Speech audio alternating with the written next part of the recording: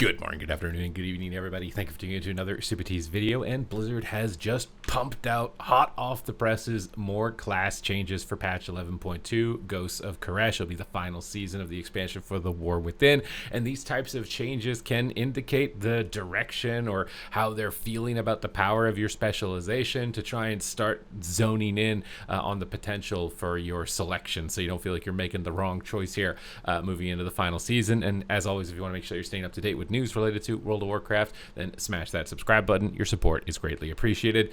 Every time, it always starts on Death Knight, just alphabetical order, and I'm always thinking, when is it going to come? When's it going to come? It's like it's gotta happen eventually, right? Death Knight players know what I'm talking about, right? You guys know I'm not going to say the word, the nerf word. It's like Voldemort here, but as we get closer to a patch and the testing goes on, usually a big crash comes. So is today going to be the day? For Unholy, the 2-set bonus now correctly increases the damage of Undeath by 20%. Brittle will now affect Undeath. Unholy Assault now affects Undeath. And the War effect of the Rune of Apocalypse now affects Undeath. So nothing major here for Unholy, just a little bit of a... I can't imagine this is a huge damage increase, although I'll be honest, I'm not entirely sure what Undeath damage was doing to begin with, considering it's on the set bonus, and set bonus is nerfed, and we'll kind of have to wait and see. Sand Lane, 2-set bonus now grants 0.5% mastery per stack of Essence of the Blood Queen, down from 0.8. So a little bit of a Sand Lane nerf here. The Mana Forge 4-set bonus has been updated. Infliction of Sorrow deals 50% increased damage, and Vampiric Strike increases the damage of your Ghoul/Dancing Rune weapons by 20% for 8 seconds. I got the hiccups. Multiple applications may overlap. Previously, it was 10%. Okay, so getting a little bit stronger on the 4-piece. 2-set going down, though, a little bit as far as scalability. Oh, and there it is. And there it is, guys. There it is. There it is right there.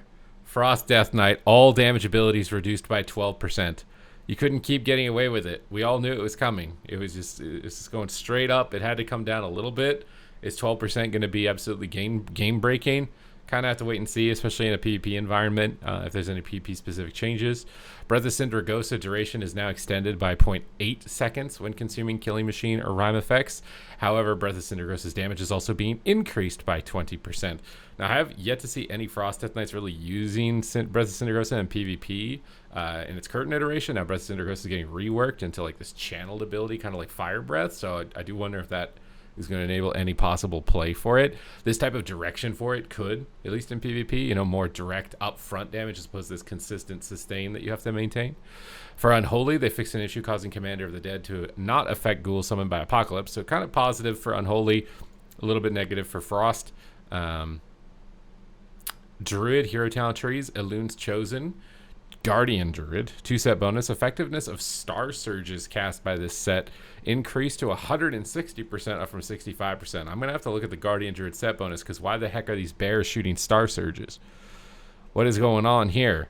That looks like a crazy set bonus. And a buff in it. Keeper of the Grove for Balanced Druids, your 4-set bonus now stores 3% of the damage done, and its maximum storage, though, has been reduced by 50%.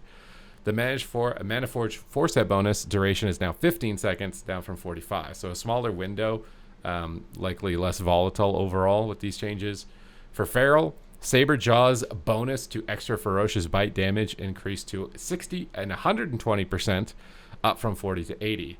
But this change will not affect PvP combat. You Feral just thought you were sneaking through with some big ferocious juicy bites. PvP guy says no. You are not going to be sneaking away with some big, juicy, ferocious bites. But obviously in PvE, I think Feral has been kind of lacking. So hopefully that's going to help them out there with their single target. For Evoker, for Flame Shaper, Essence Bomb Healing has been reduced to 250% spell power, down from 500%. I think Evoker, at least Preservation, has kind of been debated at the moment as to like being really OP possibly for this patch. So now they're bringing down some of these effects as well. Reverted the change to Consume Flame that was intended to fix a timing issue with calculating Inner Flame's healing bonus. This was causing Dream Breath to lose any snapshotted healing benefits from spells like Call of Ysera. Fixed an issue where Consume Flame would not gain the benefit of Scorching Embers if there were less than 2 seconds remaining on Fire Breath. So just overall bug fixes, less Essence Bomb healing. I haven't played Flame Shaper at all. I'm almost 2400 on my Preservation Evoker. I haven't played Flame Shaper one time. Essence Bomb escapes me. When I see these numbers, 500, 250%, those are really big. But then I think about abilities in the past, like Cone of Cold, for example, that's been buffed by this, and it just doesn't hit for anything, right? Because 500% increase of 0 is still 0. So this may seem big up front, but maybe it's not. Because maybe this ability just doesn't do a lot to begin with. For Devastation, your Essence Bomb damage is getting buffed by 33%. Inner Flame damage increases damage over time effects by 15% per stack, though, down from 25.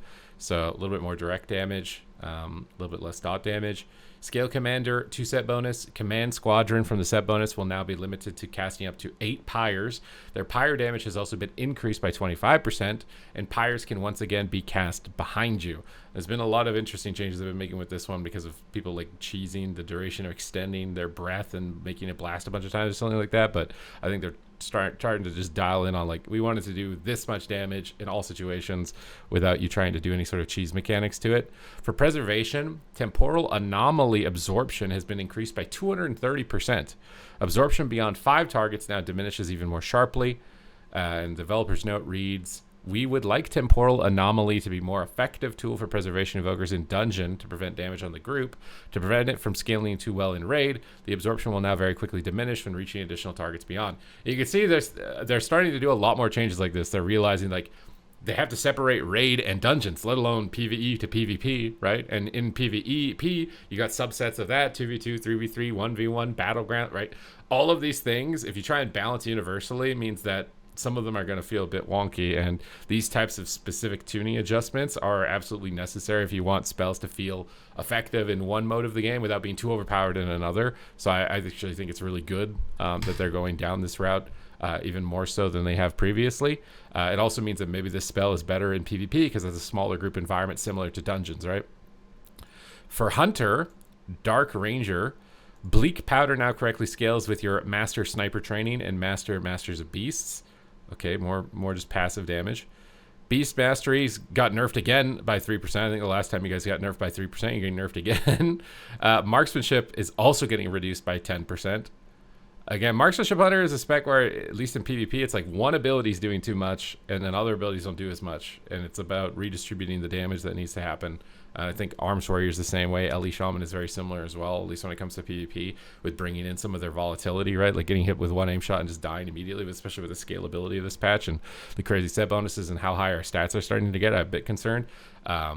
This might just dial Marksman into a position where it's like the only way they win is with a cheesy one shot. That's why I'm worried with like blanket changes like this.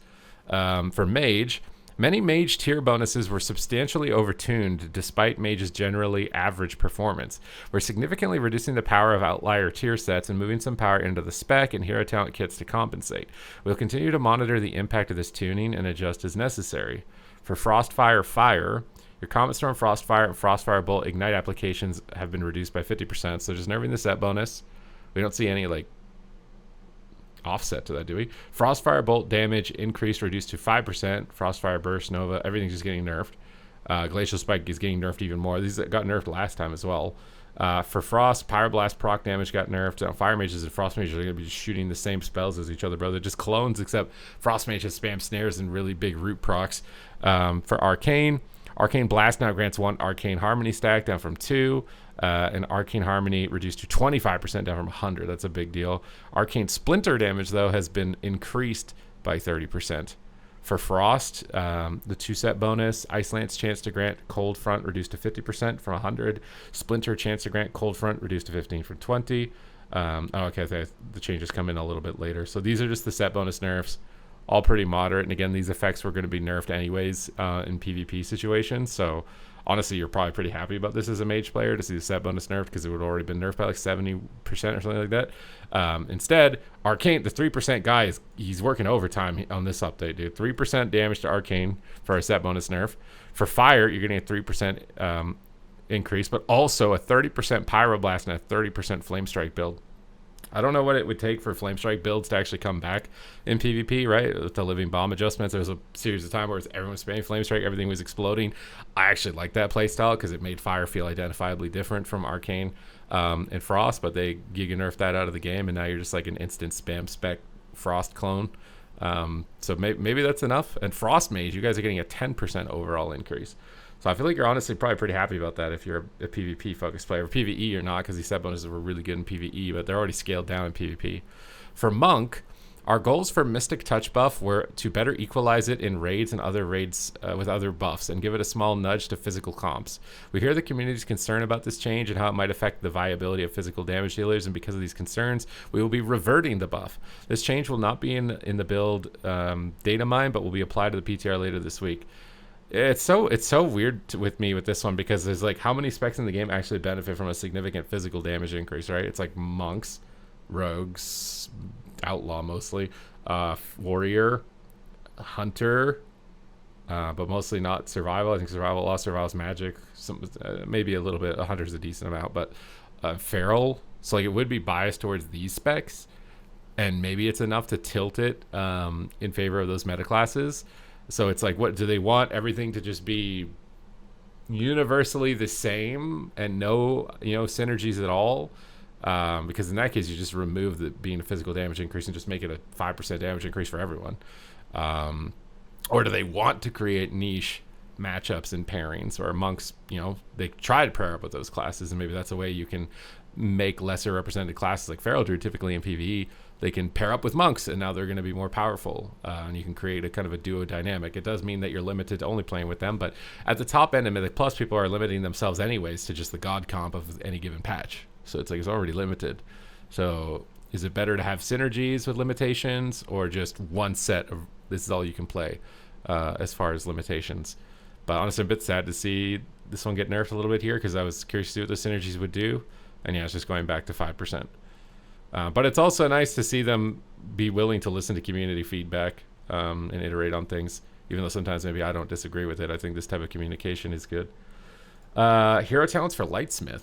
Fixed an issue where Hammer and Anvil, when triggered via Hammer of the Righteous or Blessed Hammer and Crusader Strike, was not using the correct value, so just giving a little bit of a boost. Hammer and Anvil can no longer trigger more than once, though, from a single Blessed Hammer cast. I don't know how big of a deal that is. That could be a really big deal, or maybe not at all. When multiple Paladins are in a group, Lesser Weapon and Lesser Bulwark should now stack with those cast by other Paladins. So if you got multiple Lightsmiths, it's not really ever a thing in PvP that you have to worry about, but Lesser Weapon and Lesser Bulwark should now be able to cast on the casting Paladin. For Ret Paladins, am I reading this right? 10% Templar's Verdict damage increase, 25% Divine Arbiter damage increase, 30% Judgment damage increase, 15% Blade of Justice, but will not affect Blade of Vengeance or Expurgation. Crusading Strikes was a 30% increase. High Lord's Judgment damage got a 30% increase. Wrathful Descent now deals 100% of the Empyrean Hammer critical strike damage to nearby enemies, though, down from 125. And Empyrean Hammer damage, though, has been increased by 10%. Hammer of Light, primary target damage increased by 5%. Fix an issue causing Divine Toll's Judgments to deal 80% damage instead of 100. This is whenever I see something like that, I'm like, bro, is the game just a giant bug? Because like, what? Divine Toll, just randomly you were doing 20% less Judgment damage? This might be the Giga Ret patch. I don't know how what. None of these are getting reverted in PvP. Frosty K got 12%. None of this is a lot, bro. That is a lot for Rets. Void Weaver, 2-set bonus, now increases Void Blast damage down to 30 from 40. Now increases Mind Blast damage, though, up to 300 from 200. So Void Blast is generally more effective damage, I think, than Mind Blast. But I guess, yeah. I don't know. I don't think this is going to be a huge thing. And again, these are all nerfed in PvP anyways. For Shadow, it's the same thing. Void Blast damage going down a little bit. Void Torrent is also going down from 200 to 60%. But it will also cause Void Blasts to increase Entropic's Rift's damage by 10%. No, just overall nerfs. Shadow is a really high performer, so I'm not surprised to see continued nerfs here towards them. Rogue! Rogue is on here. I don't know. We don't see Rogue on these very often. Subservient Shadows now also increases damage to shadowy apparitions. That's nice. Assassination. Crimson Tempest is getting a 9% nerf, but in Venom's getting a 4% buff. Garrote's getting a 13% buff. No Garrotes, bro. 8% on Rupture, 7% on Ambush, 11% on Mutilate, and your auto attack damage is getting 8% buff. So seemingly decent buffs. Crimson Tempest can be quite a significant amount of your damage, at least in PvP. It seems more single target focused, which will help your viability, at least in PvP. But I still want to see like a PvP talent around Deathmark that makes it less just like Omega Giga countered by like so many mechanics in the game to the point where you play the game and don't even use your major offensive cooldown. Outlaw is getting a little bit of love, 10% damage increase. Blade Flurry now deals 45% of its single target damage to nearby enemies, though, down from 50, so a little bit less cleave. But still, that's going to be helpful, I think, in PvP. You want single target over kind of pad damage. For Subtlety, Black Powder damage is getting increased by 11%. If you're a one-button enjoyer, that's a buff. If you're not a one-button enjoyer, it doesn't do anything. Trickster, Nimble Flurry now deals 65% of listed ability damage to nearby enemies, up from 60. So a little bit of extra cleave on Trickster instead. So nice buffs here. I don't know if it's enough. Again, like main issue with Outlaw is it's lacking like a heavy hitting ability, right? Like almost every spec that's viable right now has like one ability that hits decently hard, like over 1.5 million damage. If you don't have an ability that hits over 1.5 million damage or at 1.5 million damage, you feel very weak. So Outlaw kind of needed that. I don't know if 10% is enough to push that on any of its abilities. For Shaman, Stormbringer, Enhancement, Tempest now deals 50% of the primary target's damage to enemies, down from 65, so a little bit less AoE. Not a big deal in PvP. I'm very curious to see how Tempest plays out for Stormbringer, because you're getting crazy set bonuses like procking Ascendance. You've never proc Ascendance could be just wild for Enhance. It's gonna be really fun. Hopefully, they don't Giga nerf it out of the game, because Enhance has been kind of the whole expansion, right? So maybe you guys will have one patch where it's like, oh my god, I'm having fun. Diabolist for Warlock. Oh, we get some Warlock updates here too. It's all the specs that everybody memes about them forgetting this time around. Damage dealt by your demonic Oculi is increased by 100%, but not in PvP combat. See, Warlocks get something nice, not in PvP. Rat Paladins get a lot of stuff nice. You get to keep it in PvP. What's going on here, man? What's going on here, man? None of this. You don't get this either. Wicked Cleave damage increased by 50%, but not in PvP. Chaos Salvo damage increased by 50%. I don't know what that is. I think that's like your random pet summon, maybe. Isn't that like the succubus that shoots like green lasers or something? Fell Seeker is also getting a 50% increase, so some of the random summons are getting buffs. Ruination damage is getting increased by 50%, but not in PvP. Infernal Bolt is getting a 55% increase in damage. And Flames of Zeroth now increases demon and fire damage dealt by 4%, up from 2. Seemingly minor increases here for Dabalist. For Affliction, once again, you're not getting any of this in PvP. Wither is getting a 15% damage increase. Blackened Soul is getting a 30% damage increase. However, Zalant's Ferocity now increases fire damage dealt by 6%, up from 2. Why do you care about fire damage as Affliction? Am I fried here? I don't think anything you have does fire damage. Am I fried? Like maybe some random proc that you have might do a little fire damage. Zalant's, or is Wither fire damage possibly? It could be considered fire damage. Zalant's Cruelty now increases shadow damage by 6%. Maybe this is just because it's both, depending on what you are, if you're Destro or Af. So a little 4% increase. You get to keep that. Aflock's 4%. Ret Paladin's 30 times whatever billion gajillion. Destruction Warlock, Wither periodic damage increased by 10%, but not in PvP. Blackened Soul damage increased by 20%, but not in PvP. And you're getting the same increase. Getting doubled here from 4 to 8% increase on your fire and your shadow damage. Again, the fire one for Destro is going to be a bigger deal. Soul Harvester for Affliction. The Mana Forge 2-set bonus has been updated. Damage dealt by your rampaging demonic soul is increased by 65%. Wicked Reaping damage increased by 75%, but not in PvP. Demonic soul damage increased by 55%, but not in PvP. Soul Anathema damage increased by 40%, but not in PvP. Someone there does not want you guys to have nice stuff, dude. They don't. No nice stuff for Affliction. Demonology fixed an issue with your set bonus where Soul Swipe was benefiting twice from Mastery. That seems like a pretty big nerf. Fixed an issue with your 2-set bonus where it did not benefit from Shadow Touched.